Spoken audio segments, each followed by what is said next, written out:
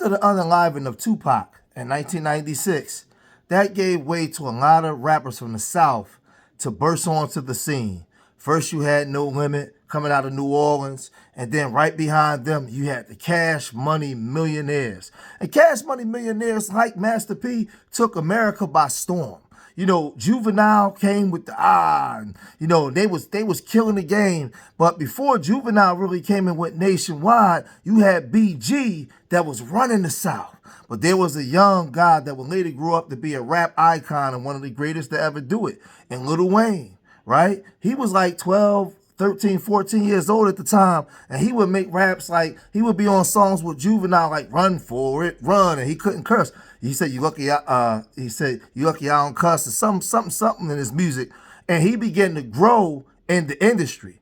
And when he grew up to be one of the best lyricists of the South and that we ever heard. He had the Carter 1, 2, 3, and on and on and on. And he was selling millions of records. People all around the world was listening to Lil Wayne at the time. Lil Wayne, at his peak around '08, Lil Wayne had the game popping, especially when he had his own label and he started bringing in the Drakes and the Nicki Minaj and the Tigers and all that kind of stuff. And he had the song Lollipop and I Can Make Your Bed Rock. They was killing the game. But I think that a lot of times we fail to remember, we forget that was 16 years ago. A lot of kids that were 16 are now 32 years old. They're grown, and there's a whole new generation of kids that they may like Lil Wayne, but they don't listen to Lil Wayne's music like that. So Lil Wayne was upset because he felt as though he was snubbed from the Super Bowl presentation in New Orleans. He felt like that should have been his spot. But there's a lot of other people that's giving critique. They saying that he doesn't give a good show. They say he has great music, but he's not a great performer, especially when it comes to the Super Bowl. Some people are saying this. I owe Kendrick Lamar and Jay-Z an apology because Lil Wayne is not a good performer anymore, ladies and gentlemen. And he showed us this last night.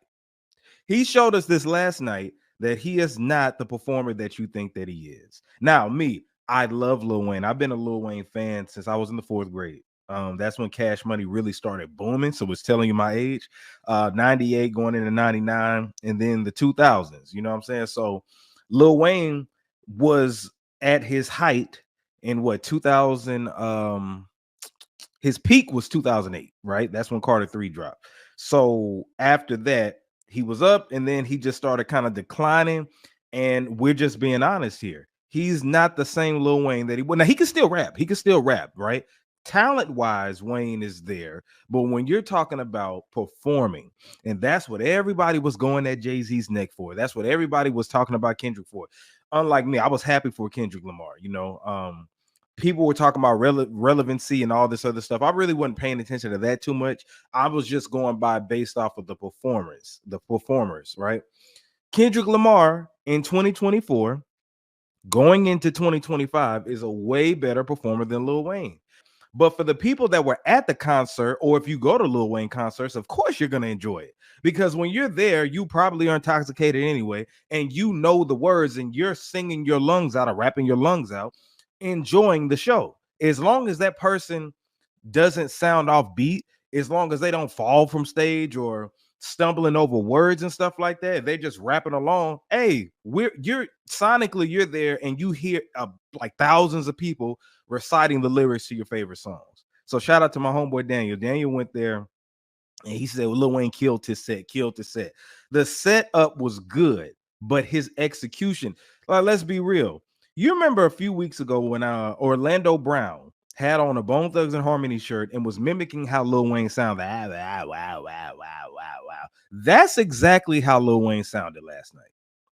That's exactly all that. That's exactly how he sounds. So that is proof that he's not Super Bowl ready. He's not. And even if you're talking, just let's get away from the sound. His playlist, while it was dope for his fans and people who are fans of Lil Wayne, and I'm a fan of Lil Wayne, yeah, it took me back down memory lane. I loved it, right? But that isn't a Super Bowl worthy performance. Like, that's not a Super Bowl worthy playlist, right? Millie is probably like the only song that I could see him performing at the Super Bowl long to what, 6 foot, 7 foot. But when you talking about I'm on that good shit alcohol, you talking about that. All my look rich as you're talking about lollipop. Like, bro, a lot of Lil Wayne's lyrics are very explicit to where they can't even be cleaned up.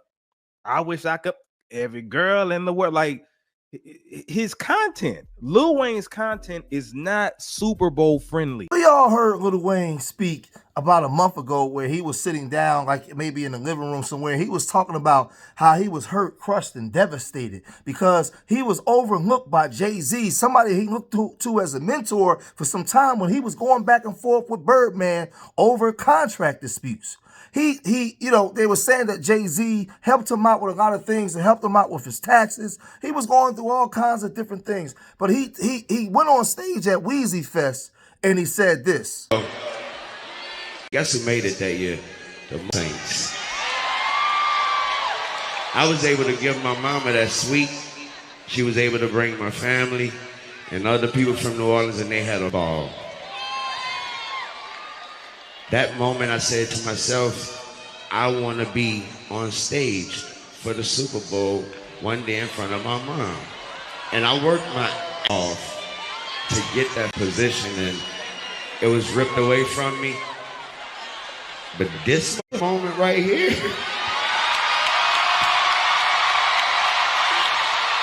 they can't take that, man. They can't take that from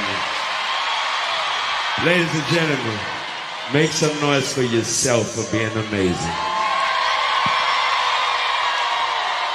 So down there, Lil Wayne is starting to come out and talk, and I never seen Lil Wayne really talk and laugh as much. He always had like a dry personality to me in the way that he talked. But Lil Wayne talked about being able to perform in front of his mama on that world stage like that, and he said that it hurt him. So this woman was asking him about how he felt about that, and he also said this in the interview. This for a second.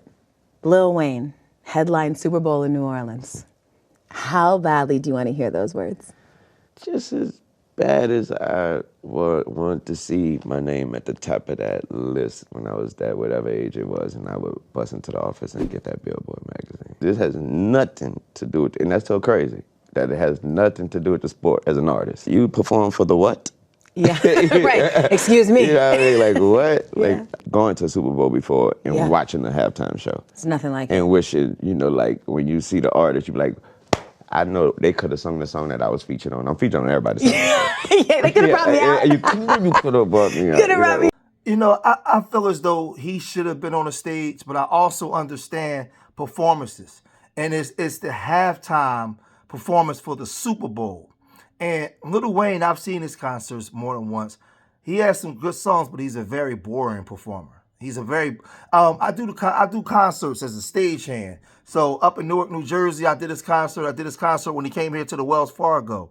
And it was him, Drake, and Lil Durk during the summertime. And he has some good songs, but he is boring on the stage. He has no personality. So I don't see him really tearing the show down in New Orleans. I mean, unless he bring on maybe his Cash Money guys, but they don't have like conservative friendly music that people in the Super Bowl would go to watch with their children. Like a lot of his songs is wild with it. Like Lil Wayne and Cash Money Millionaires, you know, they come with that smoke. So I don't know. I mean, but because it's New Orleans, I know when they had it out in LA, you know, they brought out LA people, and you know, we know the thing where Eminem didn't want to perform unless 50 Cent came out, and we know that Jay-Z is very petty and very vindictive. We already know that. He's been called out by multiple different people within the industry about how he operates. So that part we know. And we know that him and Birdman has had a very publicized beef before. They don't get along. We know that when Birdman and Weezy was having their issues, Jay-Z stepped in and was in the way of a lot of that stuff. And that didn't sit right. That didn't sit right or sit well with Birdman.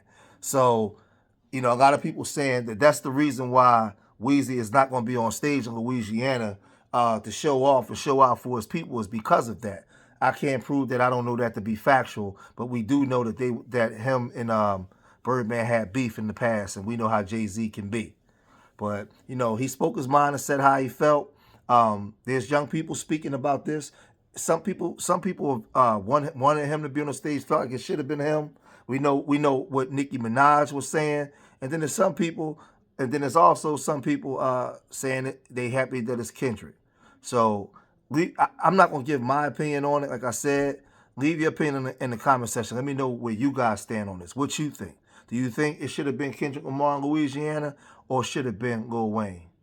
So if you made it this far in the video, hit that like button, subscribe to Street Media TV, and remember, I love y'all. Till the next time, peace.